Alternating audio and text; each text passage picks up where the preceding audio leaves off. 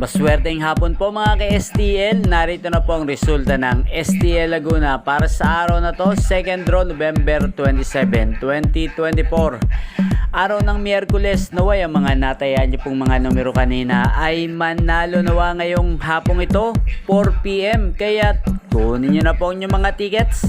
Narito na po ang resulta. Para po sa STL Laguna, 2nd draw result, 4 PM November 27, 2024. Ang mga numerong nanalo, 15 at 18 in exact order. Sa lahat po ng tumaya kanina sa STL Laguna para sa 2nd draw ng 15 at 18, congrats po sa inyo. Panalo po kayo. Again, 15 at 18.